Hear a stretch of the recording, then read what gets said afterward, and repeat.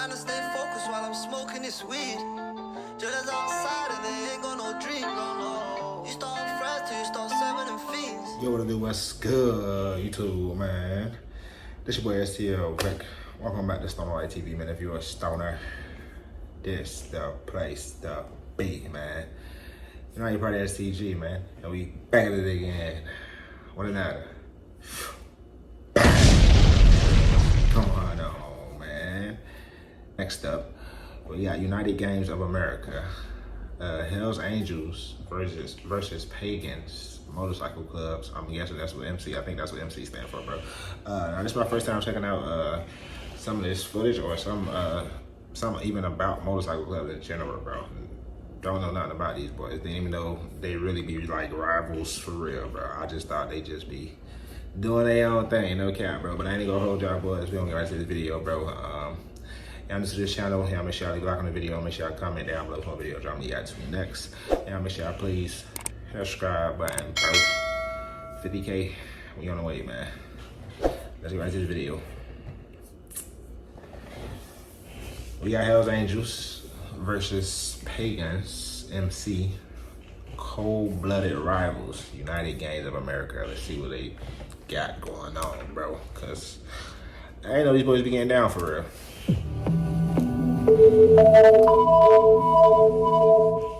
This program contains images and videos of extreme violence and offensive language that may be hard to watch. Viewer discretion is strongly advised. May 2nd, 2020. A residential street in the Bronx. A blue Jeep parked for hours until... Two men get out of a bright blue Jeep Grand Cherokee. They have Conan masks on their face. Both of them have firearms. The gunmen have one objective: eliminate the target. Mr. Rosado is coming out of 2522 Holland Avenue. These individuals waited. They were stalking him. They just start shooting at him. Damn, I'm gonna have silences too. Jeez.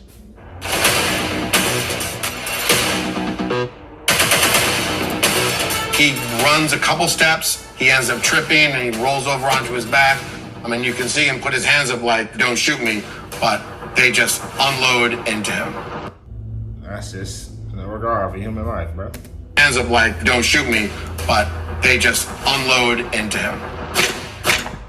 Rosado is hit 5 times. It's a bloody execution, with bullets hitting his head and neck. This wasn't a target of opportunity. This was a planned hit. It's almost reminiscent of some of the mafia hits from back in the day. I ain't gonna lie, my boy got an ice cream cone head, bro. I got an ice cream cone head, no cap. This was a planned hit. It's almost reminiscent of some of the mafia hits from back in the day. Damn. The CCTV footage was exactly like a movie.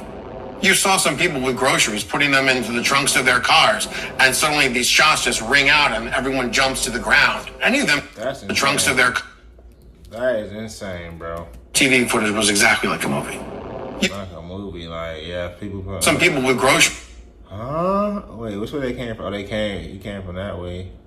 Wait. To the trunks... I'm trying to line the videos up. My bad, y'all. And suddenly these shots just ring out and everyone jumps to the ground. Any of them could have been shot, by the way.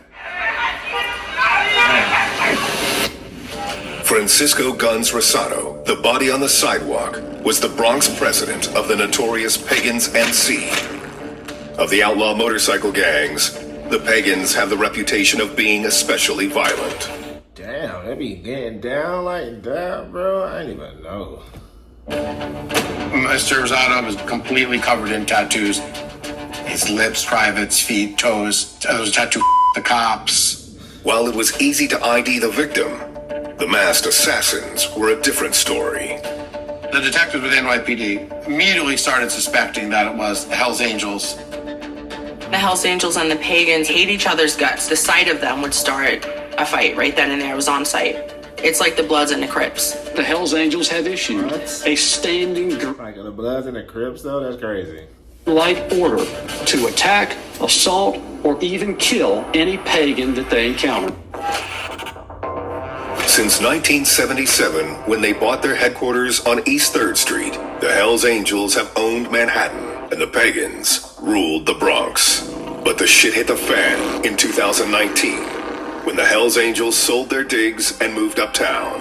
Hells Angels' New York City chapter has moved its headquarters to this quiet Throgs Neck neighborhood.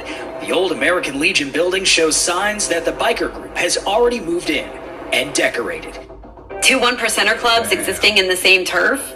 It's just never going to work. The Hells Angels would hang up their death head, which is very big signage. They say, hey, we're here, F you. We're the Hells Angels, what are you going to do? Less than 48 hours later. Hey, this is like kind of recent though. 2020, it's like, I mean, this shit's still going on. Pagans welcome the Hells Angels to the neighborhood with a rain of bullets.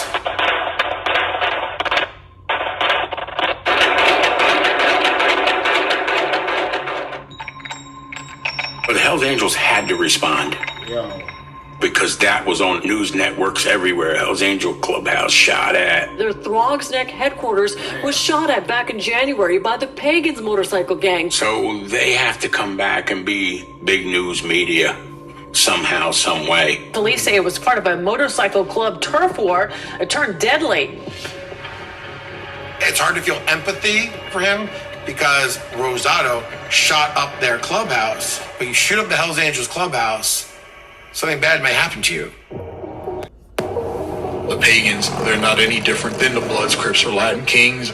They are a violent, secretive organization that is expanding rapidly throughout our country.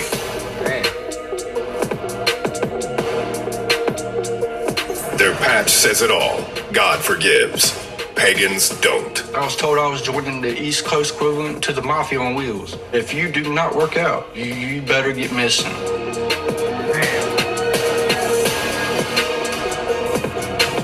This whole thing between the Pagans and the Hells Angels is going to come to a head soon.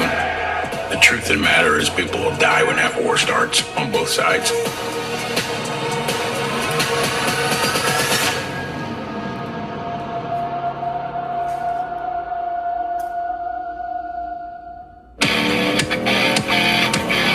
For over 65 years, the Pagans have roared through society. When you ride a motorcycle, you feel invincible. You feel like nothing can touch you. It's kind of like a drug. I used to ride on the back with my father. You don't know the feeling unless you've actually ridden on a Harley and you feel the vibration. The freedom of just going out and riding as many miles as I can in a day. But it's not all wind in the hair at sunset. Pagans Motorcycle Club, I give the credit where the credit is due. They are a true 1% motorcycle club. We don't live by society's normal rules. We make our own rules and we live by them. Christopher. So I wonder what they do for like money. Like, how do they get money and stuff? Sentenced to 75 years for trafficking more than 260 kilos of meth. Never mind. Shit, answer my question. To North Carolina, authorities say Baker, based in Raleigh, was a national leader for the Pagans Motorcycle Club. The Pagans are involved in drug trafficking, most commonly methamphetamine. They also traffic in guns, and they are known to commit acts of violence. In one example, an aspiring pagan known as a prospect was alleged to have stolen from another pagan. Baker ordered that the prospect be tortured and his fingers cut off with an electric saw while he forced others to watch. I have one father and two uncles that are pagans. And I remember playing with dolls and my Ninja Turtle toys. And then the door opens abruptly. It was my dad, he's walking into my house with blood on his shirt. But the Pagans didn't start out with murderous intent. 1%er lore is the motorcycle club was founded in the late 1950s by Lou Dobkin. The information you have seen on the internet is not right. My grandfather, Lou Dobkin, he was in the Navy between 1958 to 61. So that debunks him being leadership of a motorcycle club in 1959. He was a take no shit, but give no shit type of person, and he liked racing. One of Lou's racing buddies was Sonny Barger, the driving force behind the Hells Angels. Him and Sonny were actually very good friends up until the day he died. But Lou didn't want to be an angel. Sonny wanted you to ride from East Coast to West Coast, and those guys thought it was just, no, we're not going to be committed to ride all the way out there. We're going to be the East Coast equivalent to what you guys got on the West. Lou named the club after his German shepherd, Pagan. On a stash of rare audio tapes, Lou himself describes the Pagans. Rough around the edges, greasy, shit-kicking hellraisers that believe in the ultimate simplicity of riding and wrenching amongst true brothers. On nights and weekends, Lou was a thrill-seeking grease monkey. But he was leading a double life. By day, he was a biochemist for the National Institute of Health. Every man has their family life, and then they have their personal life. Whether your Okay. I see what's going on. I fuck with it, though. I fuck with it. personal life is going and watching a football game on a Sunday, or going and gathering with you guys and going out on a motorcycle. For their logo, Lou and the Pagans chose the Norse fire giant Sutar from the Marvel comic Journey into Mystery. Wait, so these boys, they were best friends at first. Two leaders of the group, which is crazy. Normally you wear 3 patches. A top rocker with the name of your organization, a middle rocker, which would be the symbol of your gang. They have a Sutar sitting on a sun holding a sword, and it's all fiery. It's just a really, really cool looking patch. Then a bottom rocker, which would claim the area that you're in. For years, they never wore bottom rocker because their mentality was they're nomads. The rule is, if wherever Pagan's foot is, we own. In 1966, the Pagans are involved in a shootout with a rival gang in a Safeway parking lot. 100 rounds of ammo are exchanged. Lou faces a reckoning. I worry about the future of the Pagans. There are guys waiting to take over who don't share my original vision. They see the club as a path to power and profit. His club growing lawless, Lou Dobkin makes an impossible choice, trading his colors for a lab coat. Tomorrow, I'll just be Lou Dobkin, NIH biochemist. It'll be safer that way, smarter. But damn, I'll miss the wind in my face and the rumble of bikes around me. Can't even get mad at that, bro. I can't even get mad. Coverage of the shootout cements the Pagans' reputation as bloodthirsty. It's rumored that the Pagans were the ones that started the 1% diamond patch, and the other clubs wear it. My father had a tattoo of 1%, and I asked him what it meant, and he just said 1% of people are outlaws. That's just... Yeah, I can see that, though. 1% of people are outlaws. Yeah, I see that. Nature. I mean, you want to feel like you belong to something. You want to be productive. And to have somebody standing next to you that has the same interest creates a bond. The Pagans' tribe runs on 2 things, gasoline and drugs, particularly methamphetamines. Meth has always been synonymous with motorcycle gangs because they needed a substance to act as a stimulant for them to ride their bikes a lot longer. In the good old days, the Pagans would cook their own meth, then sell what they didn't use. You would see individuals from the Pagans with fingers missing because the process of making meth can be very dangerous. Pagan purple meth couldn't be touched by anybody else's methamphetamines. Eyes bugging out of their head like a cartoon. People paid high dollar for that purple meth. Damn. For as long as the Pagans have been dealing, the feds have been on their ass. Between the membership and their associates, they move a lot of drugs. Yeah, there's several documented cases where Pagan members have been arrested for operating meth labs. 22 Pagans, including 4 of its national leaders, are charged in 1984 for selling meth and PCP. Drugs may be the bread and butter of the Pagans, but they're also big on extortion. Long Island, late 90s. Pagans are squeezing thousands from adult businesses. Those who refuse to pay $400 a week for protection are threatened with violence or arson. The ringleader behind this scheme is chapter president and national sergeant at arms, Keith Richter. Keith Richter is known in the pagan nation as Conan the Barbarian. Conan gets his name from the fearless Marvel Comics character played by Arnold Schwarzenegger. Tall, muscular, has his long hair braided and a beard. He looks like a Viking warrior. The man would give speeches and make the hair on your neck stand up. It made you proud to be a pagan. I can imagine the energy of Archangel Michael. Even the Hells Angels say he is a great guy. Well, the leader of the Pagans motorcycle gang is behind bars on Long Island. Keith Richter. Niggas say even the other gang say he a good guy. Like, how? What the fuck? Everyone just got different type of energy, bro. They were shaking down strip clubs, and this one in particular, the bouncers weren't going to let Pagans come in and shake it down. On the carousel in Huntington. Seems they got a pretty tough bouncer there, and he would beat the Pagans up whenever they try to get in. Conan decides to have the problem removed. The FBI said, among other crimes, Mr. Richter put out a murder contract on him. Conan the Barbarian goes to prison for attempting and conspiring to commit murder. When he comes out, he will change the course of the Pagans forever. You have the underworld, you have organized crime. Something go by your ear and it sounds like that means run. United Gangs of America. New season premieres Tuesday at 10. The Long Island Pagans chapter is decimated when 34 members are convicted of extortion and conspiracy to commit murder, including revered leader Keith Conan Richter. When I saw Conan for the first time in Graterford, I said, damn, he's big. We do know that guys can get very big in jail. With dozens of New York Pagans on the inside, the power shifts to Philadelphia, and chapter president Stephen Montevergine, a.k.a. Gorilla. Gorilla, he had been a police officer before he became a pagan. Gorilla is a big guy, and he had a lot of presence and authority. I had met Gorilla a couple of times back in the day when I was working in Philadelphia in the trade unions. He could be your friend or he could be your worst nightmare. Gorilla is feared, except by the Hells Angels, who are looking to take over the Pagans' flagship city.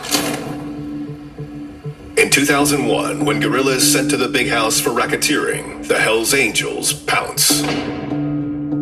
Tom Wood, they called him Thinker. He was Gorilla's underman. He was a great dude. The Hells convince Thinker to do the unthinkable, betray his oath of Pagans forever, forever Pagans, and become a Hells Angel. Tom was the strong point, a natural leader. And they didn't want to be Pagans anymore, and they wanted to become Hell's Angels. It's close to the ultimate sign of disrespect to join a rival group. Allegedly, the Pagans choose to retaliate at a massive Hell's Angel event, attended by Tom Wood and other turncoats. Police say dozens were injured and one pagan from Lancaster was killed when the Pagans invaded a Hells Angels tattoo expo. A bunch of Pagans smashed through the front door and started hitting people with axe handles. Pagan members have been defecting to the Hells Angels. Pagan members took issue with that and decided to produce a show of force here. My uncle was definitely front row for that. He was right up there with them, fighting with his brothers, and he did quite the bid from that. This biker blitzkrieg would go down in history as the Hellraiser's Ball, but the deadliest dogfight is still to come. Back in 2005, we were at war with the Pagans. As a flagrant FU to his old tribe, a former pagan holds his Hells Angels patch party at a known pagan hangout. Tom Wood, now the Hells Angels vice president, is in attendance. We understand they were leaving a bar last night. They were on their way down the Schuylkill Expressway when the shooting happened. In trying to shield a fellow angel from a pair of gunmen, Wood takes a bullet to the head. I went a lot of places with Tom. It was a hard time when he was murdered. And he might have been a pagan before, but he was a true Hell's Angel.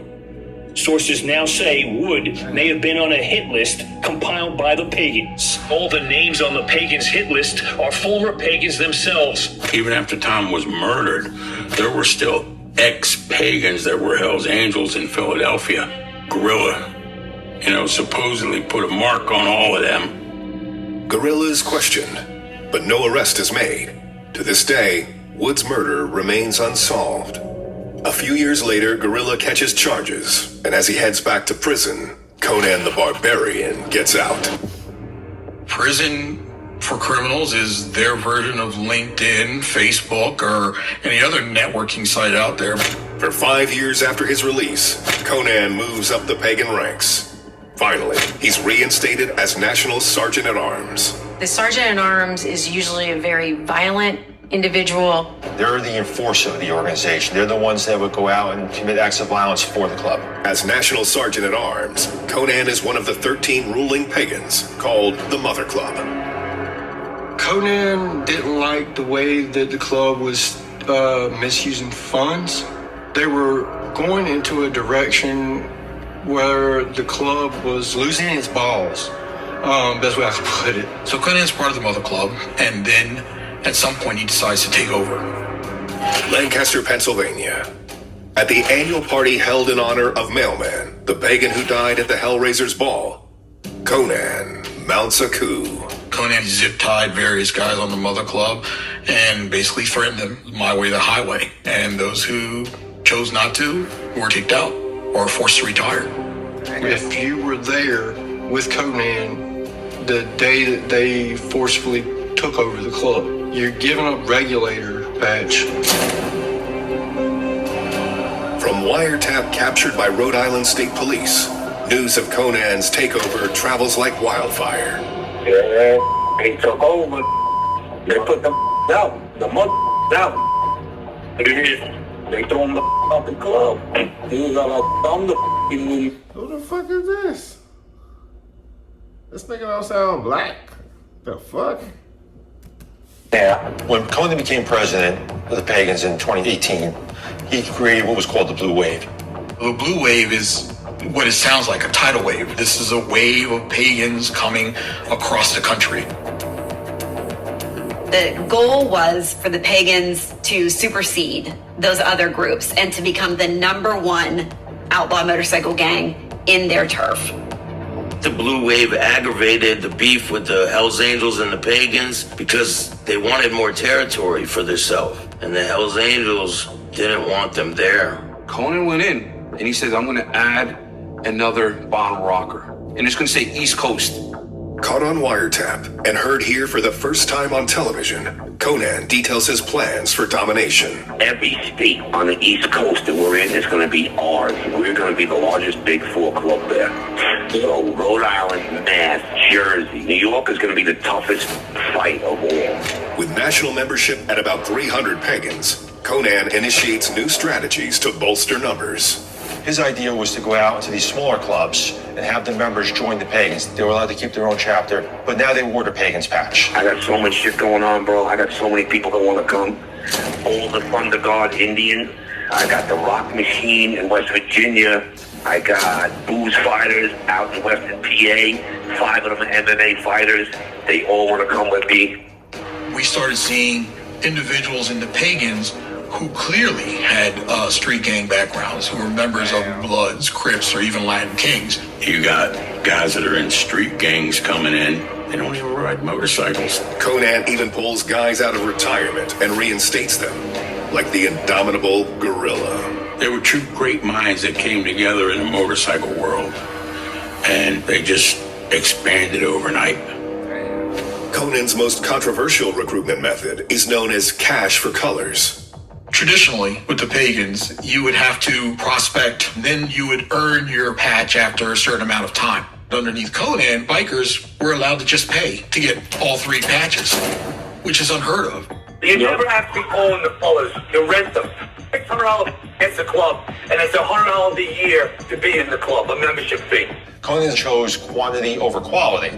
So by lowering the standards, he was now taking in members that maybe wouldn't have made a membership prior to him becoming president. The Pagans had always been a small elite force, and some are enraged by Conan's direction. I can't lie, he's smart as hell though, no cap. He very like making this shit, which is crazy. But he doing this shit. Point of defection. As President Dennis Rooster Katona forms a new club called the Sutar Soldiers. There are only so many ways to leave a group, right? If you're leaving the Pagans and you're starting up a rival group, you're pretty balls to the wall already. You might as well name them Sutar Soldiers. Conan's goon squad shows no mercy for pagans who jump ship. Troy Harris is 54 years old. He is an engineer. and he is a former pagan. In 2018, Harris joins the STONER soldiers and is appointed vice president. Respecting gang culture is very important. There's been times I've been disrespected, and you have to do something in order to save face. One night, Troy is at a bar with his wife Michelle, having a drink. The door opens, and the pagans were all wearing colors. In walked 7 men in a direct single file line right up to Troy Harris. Troy extended his hand as if to shake, and Jason Huff punched him right in the side of the head, then knocked him off his bar stool in one fell swoop. Troy was on the floor, and the men had surrounded him and were stomping and kicking him. The pagans absolutely pummeled his brains in. When we're thriving on violence, it is an absolute adrenaline rush. It's like a pack of wild dogs. Michelle Harris had to crawl between the legs of the pagans who were actively kicking her husband to try to protect him. Just knowing that your brother is doing it with you, it's kind of like a father figure saying, all right, son, it's okay. When she finally got to him, she found him lying in a pool of vomit and blood and threw her body on top of him, saying, really? Seriously? To try to get them to leave him alone. And one of them looked at her and responded, the STONER soldiers. Troy Harris's injuries are so bad that he has to be airlifted to a trauma hospital. I'll shut them down wherever we are, wherever we can, you know what I mean? Don't ever be disrespectful. Everybody wants to be the muscular gang. We're not a gang. You have the underworld. Beat the brains out that boy. That's crazy. Organized crime. Something go by your ear and it sounds like that means run. You just go to these bars where the bikers hang out. Once you show fear, they're gonna get rid of you. United Gangs of America, Tuesdays at 10. Conan's Blue Wave increases pagan membership exponentially. Do you see those numbers that the pagans bring in? Whether it's support clubs, whether it's membership-wise, those numbers are astronomical. For law enforcement, more pagans means one thing: more problems. High-speed police chase involving a member of one of the most well-known motorcycle gangs in the U.S. Pagan biker gang members reportedly beat an individual several times. Even Conan himself has a run-in with police. I'm the national president. Yeah, I was gonna say you're Jefe. I'm the El Jefe. We will have clubhouses everywhere, and we will be everywhere, so everybody needs to get used to it, because we're not going anywhere. Law enforcement is on edge, especially since their history with the pagans is long and bloodstained. In 1982, New Jersey State Trooper John Jacobs initiated a vehicle stop in South Jersey. The driver of the vehicle was identified as Glenn Turner. Glennie Turner was a very prominent member of the Pagans. Glenn Turner retrieved a handgun from his pocket and opened fire on Trooper Jacobs. The trooper's hands shoot up to protect his face, but one of Turner's bullets goes through Jacobs' palm, striking him in the eye. After the shooting, the assailant reportedly abandoned his car in this field and set it on fire. Apparently evidence. While Jacobs fights for his life, 100 fellow troopers search for Turner. As covered by the local news, authorities get their man 5 days later. Turner offered no resistance when arrested. He will be charged with attempted homicide, aggravated assault, and possession of a deadly weapon. Police believe Jacobs interrupted a drug run. At arraignment, Turner's bail is set for $150,000. Turner then skipped bail and was on the run for approximately 9 months. During that period, he became the #1 fugitive in New Jersey State. Turner is rearrested in Chase City, Virginia, and extradited to Pennsylvania. At trial, the pagan takes the stand. Turner said he found himself shooting the trooper after the law enforcement officer saw a cigarette lighter with a pagan inscription. Picked the letter up and looked at it and said, "Pagan, huh? What else you got, scumbag?" The jury finds Turner guilty. Judge Leon Wingate says at sentencing, My only regret is I can't impose a greater sentence than I'm going to impose right now, because I think you deserve every bit of it. Every bit of it. Every year around that time of the anniversary, Clinty would send that cop a pair of glasses as a memento as you got shot in the face. Between law enforcement and Conan's army, tensions are at a fever pitch during the Blue Wave. Now there's more members out and about, hanging out at local bars, committing acts of violence. Things come to a head one night at a bar in Pittsburgh.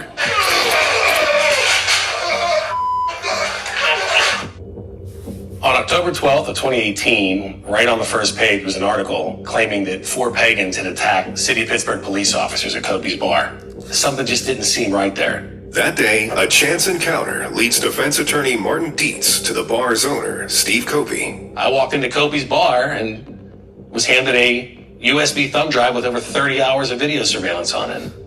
The video is savage. A man is held by his hair as another lands 19 blows to his face.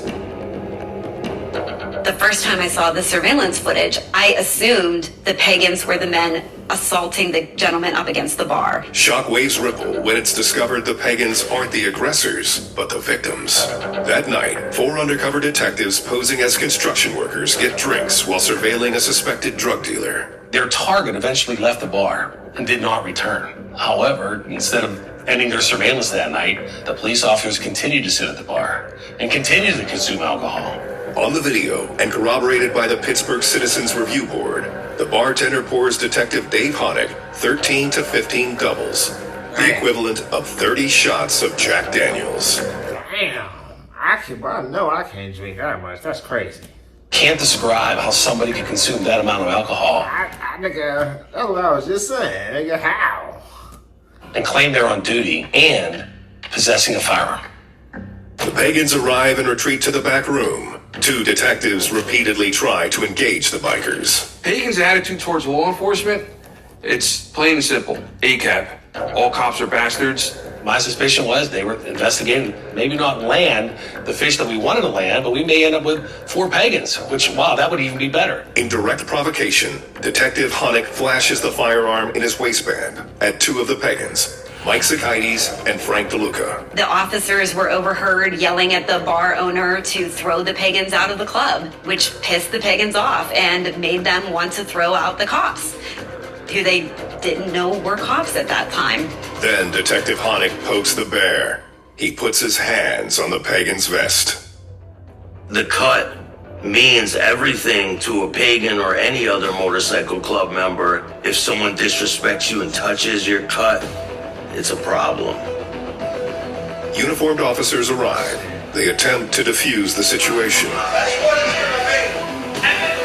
G-Jackets, pagan. Demanding respect, DeLuca shoves Honig. All hell breaks loose, with DeLuca the main target.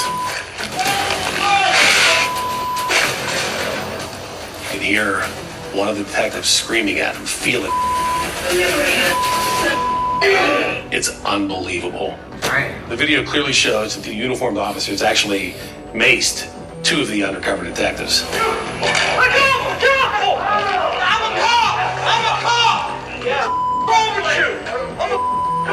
It was almost described later as if they couldn't help themselves, but to antagonize and to interact with the pagans. I don't want to say that law enforcement's a gang, but certain law enforcement officers Yes, nigga. Law enforcement is a gang, nigga. act that way. I love being a cop. These rogue cops no doubt acted with violence because that's what they expected from pagans. When you deal with gangs or criminal organizations, you'll find someone at the top who's very, very charismatic most of the time, but they're also very violent, and Conan's clearly capable of violence. Violence is not just expected within the pagans, it's actually rewarded. For example, if someone goes out and beats up a Hell's Angel or comes back with Hell's Angel patch, they'll be rewarded with a TCB patch, which stands for taking care of business. The Hells Angels and the Pagans, they both want to be the dominant motorcycle club wherever they are. The Hells Angels, they believe wherever they go, that's theirs, as all do. Spring 2018. After leaving the Hells Angels clubhouse, Jeffrey Shank stops for gas and gets his ass beat. The man slinging the pink baseball bat is Hellboy, Conan's #1 enforcer. The exchange of blows between the Hells Angels and Pagans escalates turning deadly in the The Bronx. shooting was done by the notorious Hells Angels gang in retaliation after their Throgs Neck headquarters was shot at back in January by the Pagans motorcycle gang, whom Rosado was the leader. In the Pagans, you're gonna either end up in prison, serving life, or you're gonna end up in the graveyard. Aware of the ongoing feud, investigators immediately suspect the Hells Angels in the murder of Pagan President Francisco Rosado. Problem being, they don't know which Hells Angels. A lot of other cases, you have video and you can see the face of the shooter. It's just two masked people shooting Rosado. With no facial ID, Bronx PD follows the one thing they can, the blue Jeep that was at the scene. Them niggas had silencers, it's crazy. NYPD painstakingly scours the 49th precinct to obtain video surveillance from homes, commercial buildings, from MTA buses, to follow this blue Jeep. The blue Jeep pulls into an outdoor parking lot. Surveillance footage shows the driver switching cars and leaving in a black Ram. From a license plate reader in the area, cops get the plate of the black Ram. And it is registered to Frank Tutuli. Immediately, he's becoming the suspect. Detectives pull the phone records of suspect Frank Loose Cannon Tutuli. One number appears again and again. Fellow Hells Angels, Sionon Thongthwat. Oh, damn. The turning point was a space was rented for that Jeep by two masked people. And when they rented that parking lot spot, they provided a burner phone number. That phone number was activated at a mall in Valley Stream, Long Island. Cell site information of Thongthwat's phone tracks him going from his house in Queens to Valley Stream. He's there at the exact same time that that burner phone was purchased at that mall. And Thongthwat's phone and the burner phone traveled together right up to the Gun Hill Road parking lot. And then it's just the burner phone on May 2nd going to the murder scene. So now we have our second suspect. Damn. With the two assailants identified, NYPD executes a sweep of the Hells Angels clubhouse and the homes of Tutuli and Thongthwat. At Tutuli's residence, they find a shotgun and a loaded firearm. They also found a fisherman's hat and some hiking boots, which matched video surveillance of one of the shooters of Mr. Rosado. When I was Hells Angel, we had what we called the 187 bag. Black sneakers, black sweatpants, black sweatshirt. You had to take care of something. That black bag went in the burn, went in the river, wherever. These dudes were the dumbest son of bitches ever. Tutuli and Thongthwat are convicted of murder in the second degree. Yo, so this old ass nigga, what? Ain't no way this old ass nigga out there with the silencer and all, though. Like, that boy had that silencer, definitely. Like, both of them boys. But the feds have a bigger issue. The Hells Angels view the Pagans as such a threat, they're taking them out. The DEA was aware of this, and now we started looking into the Pagans. The DEA receives intelligence that a member of a local New Jersey motorcycle gang is selling narcotics. Toll analysis on this individual's phone showed he was also talking to the Sergeant-at-Arms for the Elizabeth chapter of the Pagans, Junius Aquino, aka J.O. Once we got up on Aquino's phone, that would open the door to other wiretaps within the Pagans. Little do the feds know, this investigation will lead them to the head of the snake. You have the underworld, you have organized crime. That means run. United Gangs of America. New season premieres Tuesday at 10. I know she had. The DEA, ATF, and two other agencies form a joint task force to investigate drug trafficking within the Pagans. Typically when we do a drug investigation, especially a wiretap investigation, we're looking to work our way into the organization, work our way up the chain. We're looking to gather information on what kind of drugs they're trafficking, quantities, weights. So we start with a low-level member. In this case, it was J.O. He was low-level in terms of the amount of drugs he distributed. He had sources that he obtained his drugs from, so now we move on to those sources. To gain access for electronic surveillance, the DEA submits a Title III affidavit to the judge. Once we actually get approval from a judge to listen to somebody's phone, that's when it just hits off. You have to listen to the phone calls, the players involved. You can't listen to every phone call. We have parameters to abide by. the conversation has to be Okay. That's what I was saying. It had to be like narcotics related, basically. Like it can't be like about family. He can't be talking to like his wife about personal things or like stuff like that. It got to be about narcotics, especially. Because we'll think, some people we have this thing where like the feds listen to our calls, bro, and nigga, I still feel like they do, regardless, bro. Like. So if he's talking to his girlfriend or something like that, then we would have to do what's called minimization. If somebody's talking to somebody and you clearly know it's not about drug trafficking, we can minimize that phone call and then we can go back on and double check. So they still got that shit recorded, so they can go like listen. They gonna listen regardless, nigga. That's the whole thing. Like, so y'all still listen regardless, bro. The fuck? Right? Y'all basically just breaking y'all own rule. Like, nigga, y'all still going back and listen because y'all gotta double check. On the movie Casino, there was a scene where Robert De Niro's character and Joe Pesci's character needed to talk. So what they did to get around the minimization was they had the wives contact each other. And after a certain period, when they felt the FBI minimized, they then jumped on the phone. Yeah. Give me a tree. Whoa, Caesar's? 100 yards further down the road.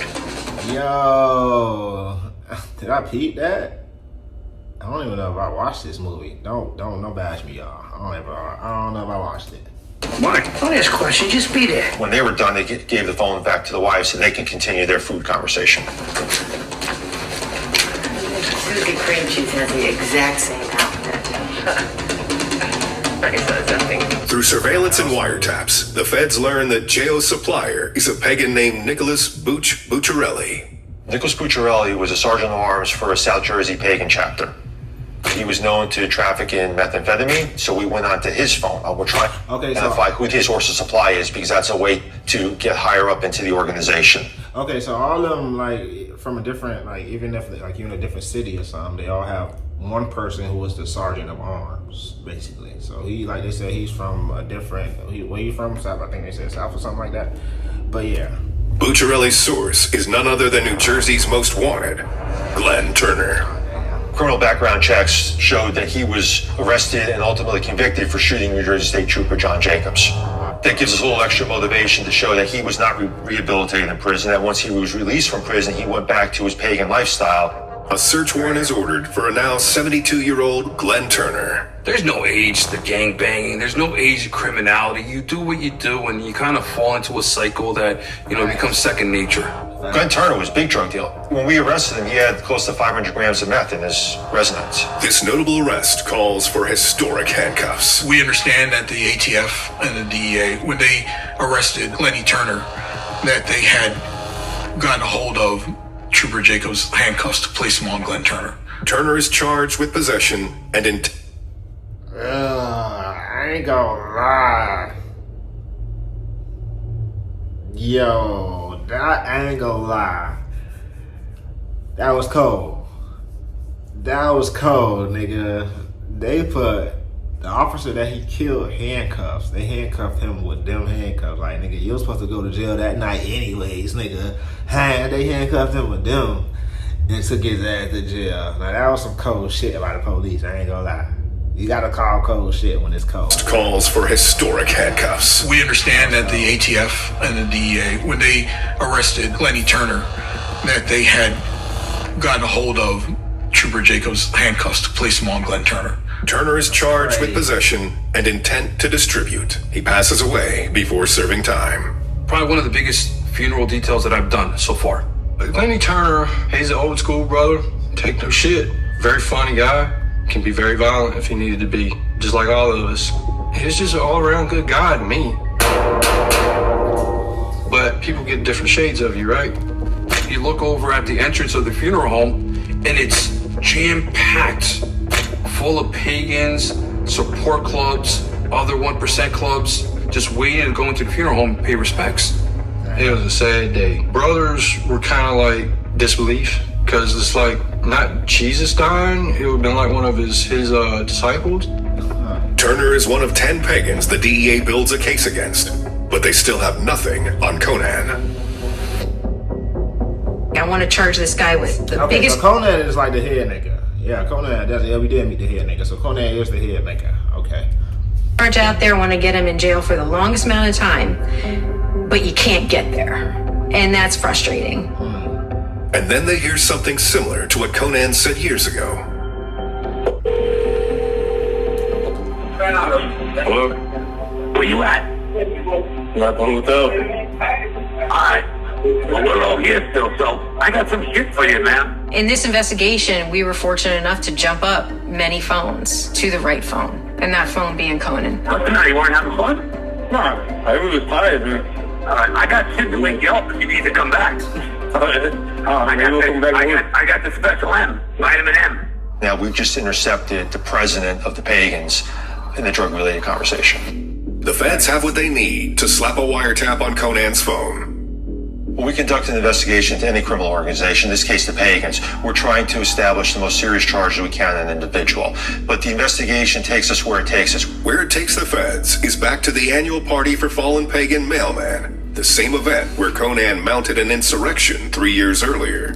We had him followed from Long Island all the way to Pennsylvania, and we had agents and officers out there while he was at the meeting. During the course of the meeting, we developed intelligence that showed that he was carrying a weapon at the time.